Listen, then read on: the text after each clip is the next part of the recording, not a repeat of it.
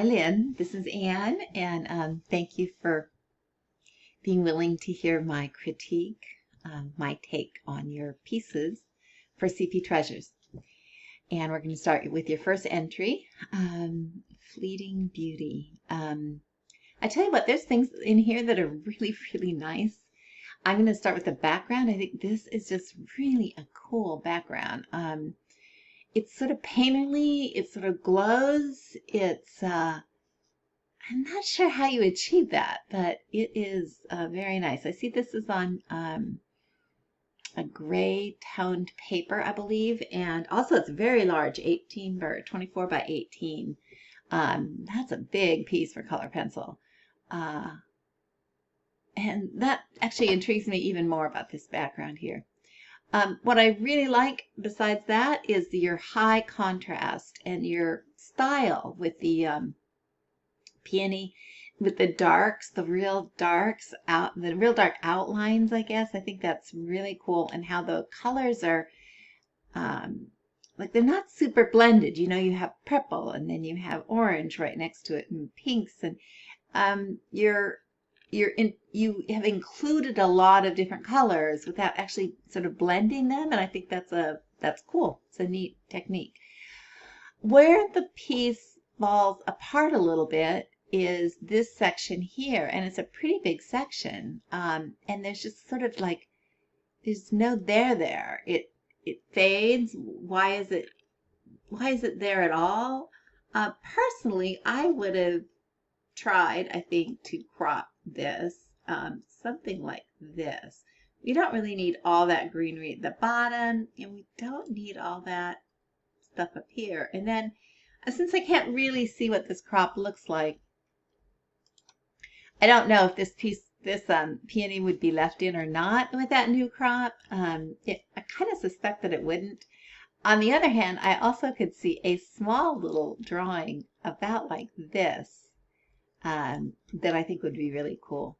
There are parts of this piece that really look like very impressionistic and very cool. I think the other thing that bothers me about the piece is how much I see your strokes. And you know, it's fine to see strokes if it's intentional, like if it's part of the texture or if it's part of your style. And this doesn't really read as part of your style. It just looks like some parts you slow down enough to get rid of the stroking effect, like in here. But then, and this whole, almost this entire flower here. But then other parts like the leaves and quite a few of the petals in this larger one are really, really noticeable. And it looks like you rushed. So for those reasons, even though it's a really nice piece, it's not the one that we picked for CP Hidden Treasures. I'm going to go with the other one that we did not pick. And you know, initially I didn't like this at all, even though I like the colors. But, you know, I'm not a dragon person, but that's not it. There's just some things like the eye is like somehow just not cutting it. It looks kind of flat. There are some cool things, like I said, the colors, the blend actually from here to here is very nice. It's very interesting. Same here. You have backgrounds down like really well. This is a neat texture. Your scales are great. I really like the highlight and the shadow here. Very well done.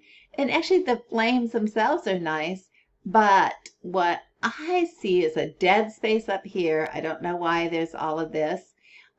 It would work better, I think, if some of these tendrils kind of went over, because you've got some overlapping here and some bleeding here, and you want something to bleed up there too. The 3 is just a better balance than 2. And then on top of that, if you're going to have something go out of the border like this, these are loose, and then here you've got a mass. And I think that this should have been broken up into individual flames so that there's a little bit of a echo here from over here, and then again up here some tendrils. And then that would be and then a little more attention to that eye. I don't exactly know what it is. It might be the iris. Doesn't have a rim around it, so it's not being differentiated from the eyeball. You know, I mean, I don't know a lot about dragons, but it's an almost successful piece. This piece is really cool. There's so much going on right with this piece. The mountains, your blue grays are beautiful. The crispness, the drawing, the highlight. It's just all wonderful. These rocks here, the stairs are just so perfectly done, not overdone. Your atmospheric background, like I said, you're very good at that. Even these mountains fading away in the fog or the clouds, that's just marvelous, marvelous, marvelous. Where I have some problems, well, let me ask one more thing. The light, you've done that really well too. The light showing through. It's like you haven't overdone that. It's not too yellow. It's nice and warm. Very, very nice. One thing I have a problem with is this. It's like the only thing in the, well, there's this other one here. These two things are the darkest things in your piece, and your eye is going to go to the darkest thing, especially when it's a relatively small shape like these are. And so you've got the eye going directly out of the picture on both sides, like out we go on this side, out we go on this side. So that's a little unfortunate. I think it would have worked better if they just weren't so dark. Or if there was some transition to the darkness. It's like really stark, really crisp. That far away, it doesn't seem like that really works. The other thing that I have a problem with are the towers. Not all of them. This tower is very successful.